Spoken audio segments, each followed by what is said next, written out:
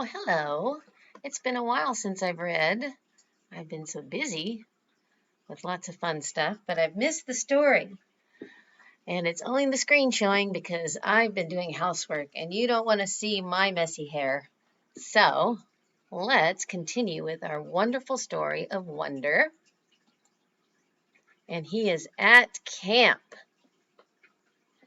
And this is day one.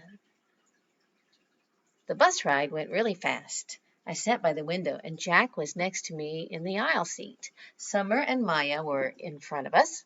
Everyone was in a good mood, kind of loud, laughing a lot. I noticed right away that Julian wasn't on our bus, even though Henry and Miles were. I figured he must be on the other bus. But then I overheard Miles tell Amos that Julian ditched the grade trip because he thought the whole nature retreat thing was quote unquote dorky. Oh, he's missing out on the fun. I got totally pumped because dealing with Julian for 3 days in a row and 2 nights was a major reason that I was nervous about this whole trip. So now with him there, I could really just relax and not worry about anything. We got to the nature reserve at around noon. The first thing we did was put our stuff down in the cabins. There were 3 bunk beds to every room, so me and Jack did rock, paper, scissors for the top bunk, and I won! Woohoo! And the other guys in the room were Reed and Tristan and Pablo and Nino. After we had lunch in the main cabin, we went on a tour. Oh, look at this. I hate this. This should be 2 hours separated. Oh, the spacing in this is a little tricky.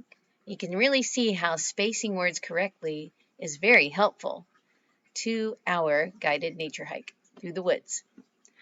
But there were not woods like the kind we have in Central Park. These were real woods, giant trees that almost totally blocked out the sunlight, tangles of leaves and fallen tree trunks, howls and chirps and really loud bird calls.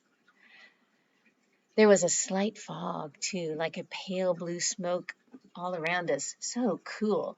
The nature guide pointed everything out to us, the different types of trees we were passing, the insects inside the dead logs on the trail, the signs of deer and bears in the woods, what types of birds were whistling, and where to look for them. I realized that my Lobot hearing aids actually made me hear better than most people because I was usually the first person to hear a new bird call. How cool. It started to rain as we headed back to camp. I pulled on my rain poncho and pulled the hood up so my hearing aids wouldn't get wet. But my jeans and shoes got soaked by the time we reached our cabins. Everyone got soaked.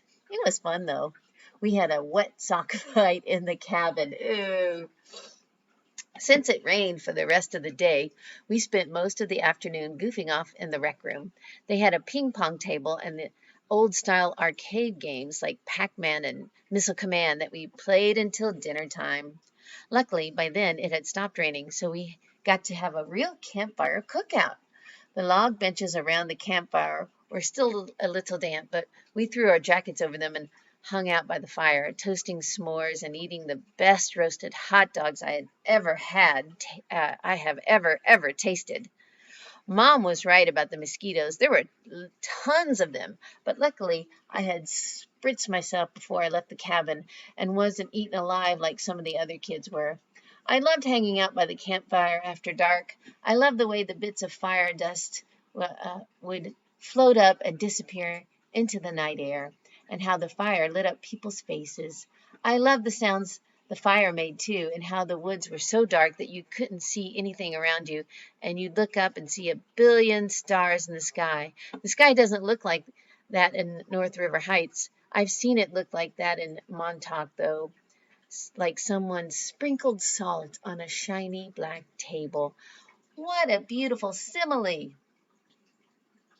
I was so tired when I got back to the cabin that I didn't need to pull out the book to read. I fell asleep almost as fast as my head hit the pillow, and maybe I dreamed about the stars. I don't know. The fairgrounds. The next day I was just as great as the first day. We went horseback riding in the morning, and in the afternoon We rappelled up some ginormous trees with the help of the nature guides. By the time we got back to the cabin for dinner, we were all really tired again. After dinner, they told us we had an hour to rest, and then we were going to take a 15-minute bus ride to the fairgrounds for an outdoor movie night. I hadn't had the chance to write a letter to Mom and Dad and Via yet, so I wrote one telling them all about the stuff we did that day and the day before. I pictured myself reading it to them out loud when I got back, since there was just no way the letter would get home before I did. When we got to the fairgrounds, the sun was starting to set. It was about 7:30. The shadows were really long on the grass, and the clouds were pink and orange. It looked like someone had taken sidewalk chalk and smudged the colors across the sky with their fingers. It's not that I haven't seen nice sunsets before in the city, because I have. Slivers of sunset between buildings, but I wasn't used to seeing so much sky in every direction. Out here in the fairgrounds, I could understand why ancient people used to think the world was flat and the sky was a dome that closed in on top of it. That's what it looked like from the fairgrounds in the middle of this huge open field. And that's where we're going to leave it, right after the description of the beautiful sunset. I'm really enjoying the similes that he's using to describe his trip. Until next time.